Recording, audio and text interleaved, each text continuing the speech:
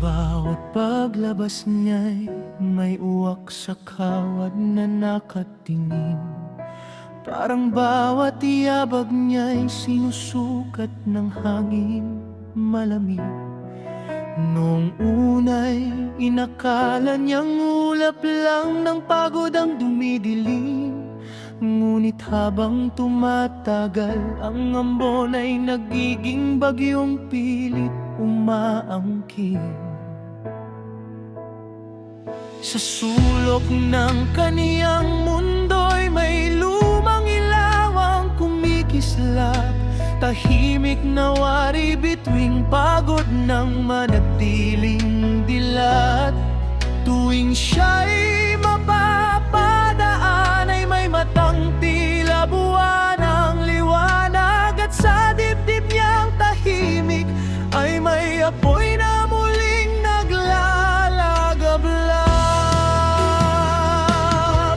Pinili niyang maging anino upang iwasan ng unos, dahil bawat pagharap ay tila pag-apak sa bubog. Hindi lang damdamin ang gutom, kundi pati bulsang kapos. Kaya katahimikan ng naging kumot sa gabing salat sa lunas.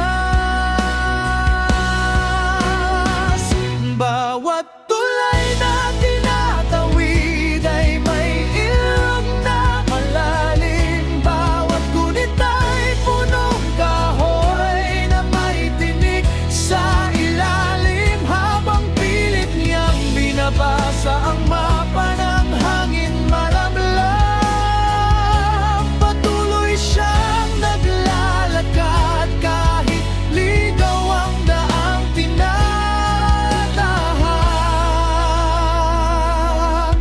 May mga pangalang parang awit na muling sumasaging. May mga pusong naging tahanan ng init sa gabi.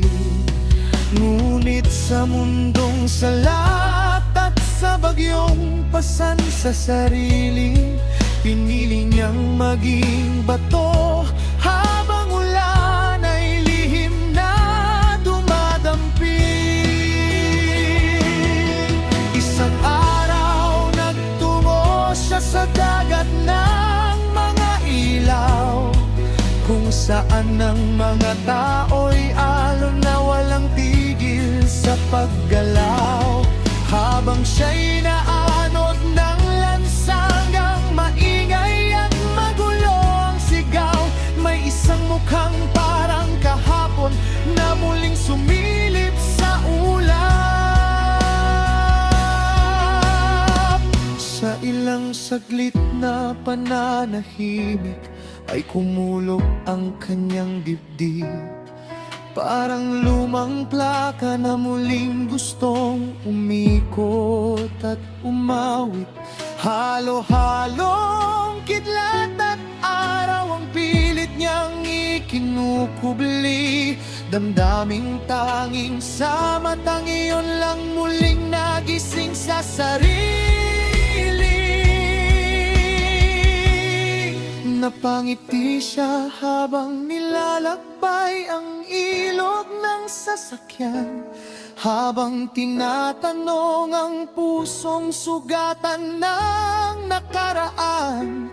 Ang kahirapan ba'y tanikala o pagpag ng katauhan para sa pusong matagal ng bihag ng alaala at kawalan?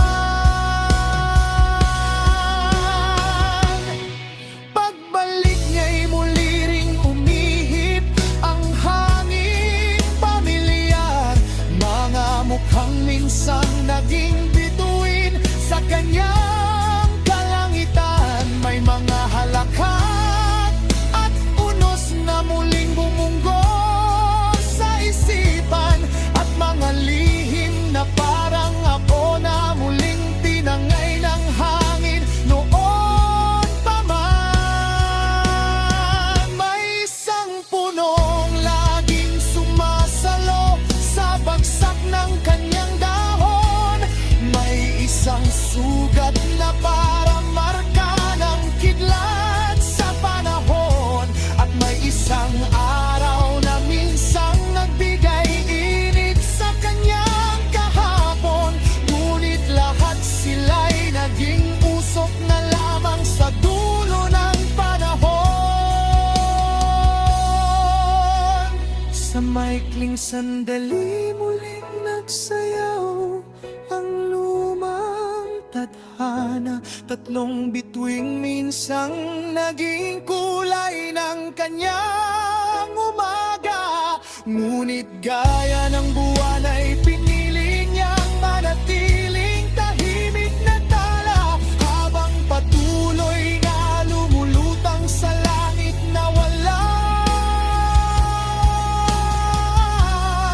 kasiguraduhan.